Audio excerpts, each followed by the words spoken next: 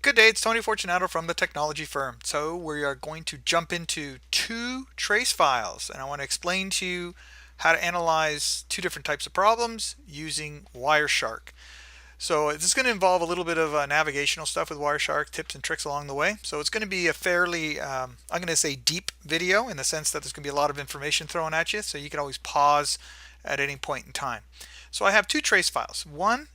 This is a trace file with a slow transfer and 10% packet loss, and this is a slow transfer. The reason why I'm doing this is many times clients are asking me, why is it slow? Is it because it's just slow bandwidth wise and stuff, or is there a lot of packet loss? And those are two of the primary reasons why applications or data in general is slow. So I want to quickly run through some ways of looking at both trace files so you can figure it out. So this one on the right, slow transfer, you can see it's your typical Wireshark layout. I'm going to do a few things. I'm going to turn off the colors because it's just annoying. And then I'm going to turn off this pane, this middle one here called the detail pane, and this bottom one called the hex or bytes pane. So view, packet details, click, view, packet bytes, click, right? Same thing with the other one. Turn off the colors, view, packet details, view, packet bytes. There you go. So I've got them side by side just for illustration purposes. You don't necessarily have to do this. The first thing is statistics, IO graph. And there's our IO graph for the slow transfer. So why are we doing this? We want a visual. We want to see what the pattern looks like, because that trace file is got a lot of packets, right? So we don't want to have to go through all of those packets to figure out what that means. We can just kind of look at it graphically to see if there's a pattern. And there is definitely a pattern over 125 kilobits per second, that sort of thing. And I know it's bits because down here, this, all packets, bits. See that? Same thing with the slow transfer now. I'm going to come over here, statistics, IO graph, and I'm going to just bring that over there and bring this over here just so you can see them side by side. So it's the same transfer from the same client using the same file from the same server. Okay, and you can see the remarkable difference between the two. It's fairly obvious. And here you can see it's kind of jagged, up and down, up and down, up and down, because when you lose data, what do you have to do? Resend. Well, you can't resend until you can figure out you have to resend, which means you lose time. That's the pattern. So data, wait, figure it out, data, wait, figure it out, so on and so on and so on. And then every once in a while things get really bad. So that's one graphical indicator that you can tend to use to find out if you're dropping packets or if their packets are corrupted, packet loss, all that sort of thing. So now what I'm going to do is just go within the data stream here somewhere, anywhere, it doesn't matter. Click, I'm just going to click in there. And what that did is in that trace file, the 10% packet loss trace file, it jumped to that packet. All right. So I'm going to close this. Same thing over here. I'm just going to move my mouse and click, and I'm going to close this off as well. So now both trace files are in the middle of that stream, and this is kind of important because if you get this wrong, then the rest of it isn't going to add up in your head. So the first thing is with the 10% packet loss, you see a lot of duplicate ACKs, previous segment not captured. You'll see retransmissions. You'll see references to spurious retransmissions, fast retransmissions, all those sorts of things that are retransmission related. Now here's what's going on. If I send you packet 1, 2, 3, 4 and you get 1, 2, 4, you're going to say I have up to 2, right? And you're going to figure out that you're missing 3, and sooner or later that's going to get resolved. Now if you move over to the right, there's a big clue that these packets aren't getting there. You have this SLE, SRE, selective left edge, selective right edge. What's happening is this packet is defining the range, right? So it's not only telling you that, hey, I'm missing a packet, it's trying to tell you the range of what it has versus what it's missing.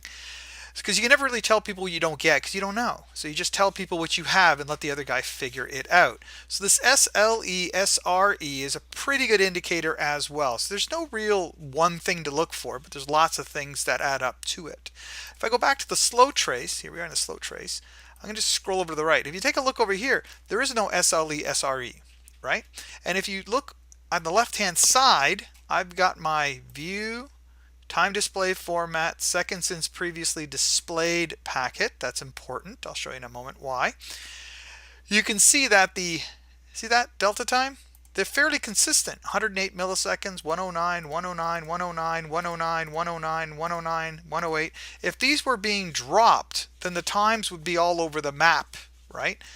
But this is fairly consistent, which tells me that it's slow, right? Either bandwidth shaping, restriction on the computer, it could be all sorts of things. I'll tell you about that at the end. But over here with the packet loss, you can see I got 218, 109, 110, 484, 577, and this is all because things are being retransmitted, so things are fairly chaotic. And if I just scroll down a little bit, you'll see things are kind of good now. And I see the 109, 109, 109, 109 again, and then something bad happens, and then the timings will get all mucked up again. So this is a fairly typical trace file that you can use to do this. Now, for the people who don't know how to do this, if you have VMware's vPlayer, right, the player software, you can actually go into your network adapter and you can set bandwidth and packet loss and then just do a trace from there. And you can reproduce what I've done fairly easily. The last thing we could do is go to Analyze, Expert Information. So this is the 10% packet loss. And I'm going to come over here. I'm going to go to Analyze, Expert Information. So now they're kind of side by side. And if you take a quick look, you'll see that there's these warnings, notes, errors, that sort of thing.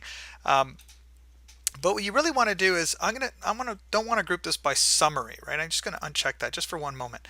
And if you take a look, you'll see there's a note here. It's 568 of these things. I'm just going to open this up for a moment. And you can see suspected retransmission, duplicate ACK, so on and so on and so on and so on. So there's 568 of those things. Now, if I come over here, you'll see that there's the odd retransmission as well with the odd duplicate ACK, but it's 14 and 8.